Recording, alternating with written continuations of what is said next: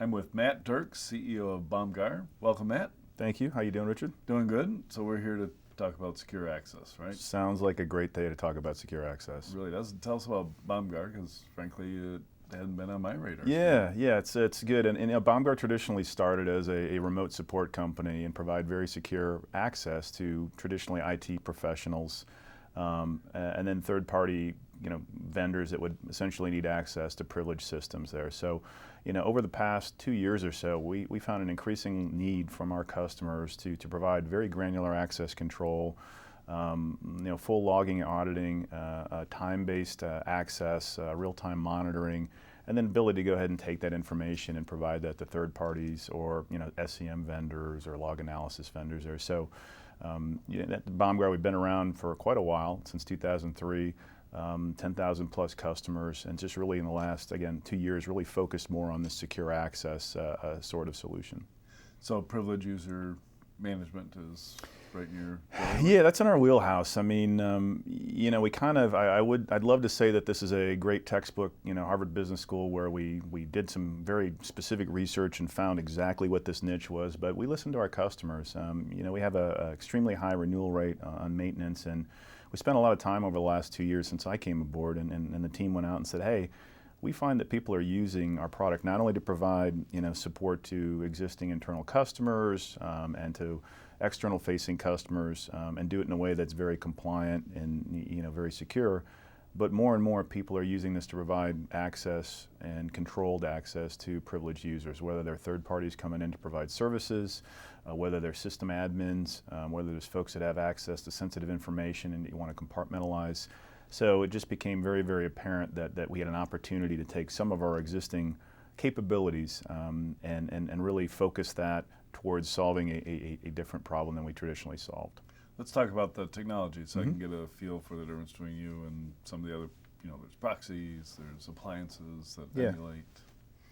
Yeah, so we deliver the solution in one of three ways. You can have a physical appliance that's hardened, you can have a virtual appliance that's hardened, or you can have a secure cloud implementation. And the capabilities are the same in all of those. And part of what we try to provide is choice as a differentiator. We have a lot of customers that obviously prefer for highly secure environments where they may want a physical appliance, and we're FIPS compliant. We have been for a number of years, so it's highly secure. Then you have other folks that say, we want to make this part of a cloud initiative there. We trust the level of security that Bomgar has built into that. We have the physical or logical segregation of data, so it's very, very supportive of compliance initiatives. So we provide this platform that makes it very easy for folks to consume in a way that makes sense for them and do so in a way that's secure.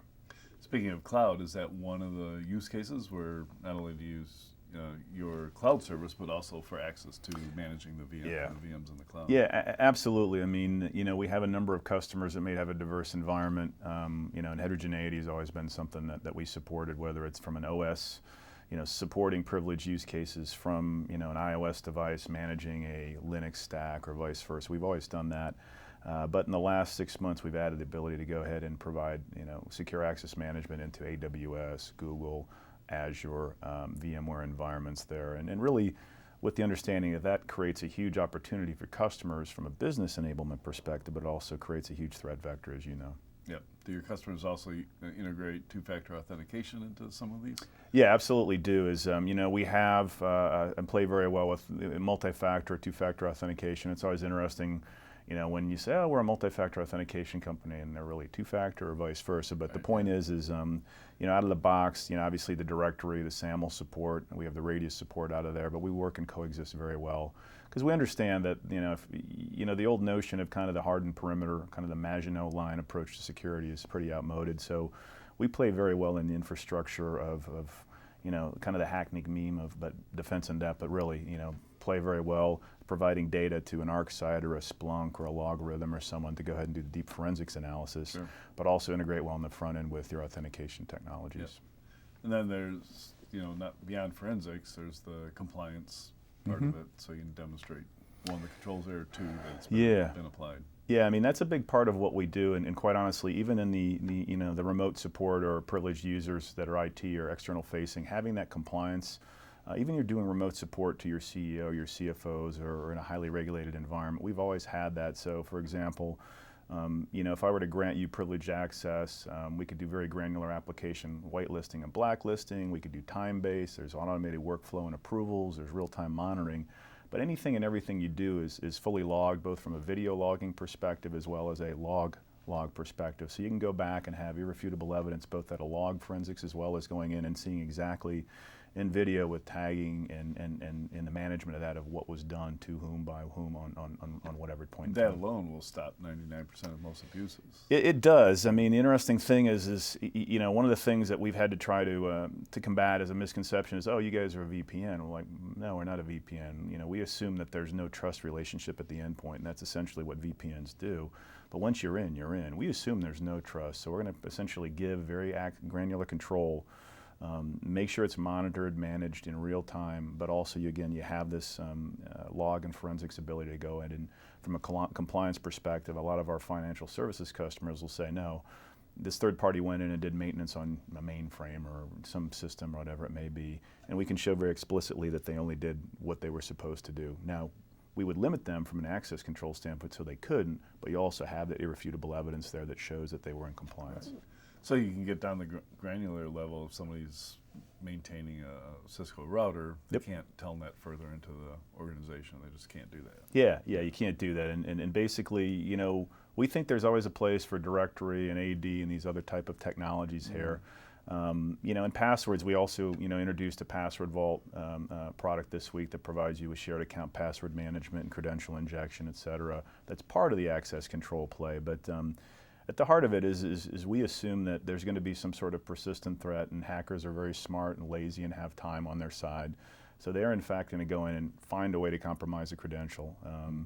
And you have to assume that's going to happen, and that's why we essentially say, okay, assume at some point there will be a credential that is compromised. So let's go ahead and make sure you can limit very explicitly the damage or prevent that, or also notify in real time if someone seems to be trying to do something, some sort of lateral threat or something laterally that they shouldn't be going after. What's the deployment process look like? It's very fast. I mean, that's quite honestly, you know, one of the differences. You know, without disclosing a particular customer, but there was a large movie that was released this fall. And the studio that did that large movie was very concerned about leakage of IP. They did an audit and found that there was a lot of third-party vendors that were getting access and working on this particular film. They called us, and you know, from the time of purchase to implementation was about 2 days. Wow. So very, very quick time to value. And you know, that's really been the hallmark. So you know, if I'd compare and contrast this with other folks out there, we have a huge book of enterprise customers out there that rely on us, but we are much more of a company that sells software to enterprises rather than an enterprise software company. We don't believe you should have to spend months and you know, hundreds of thousands of dollars on implementation. It should just work. And that's really been our hallmark since we started, and that we've applied that same paradigm to the security and secure access side of the business too. I love it. Thank you very much, Matt. Cool. Thank you.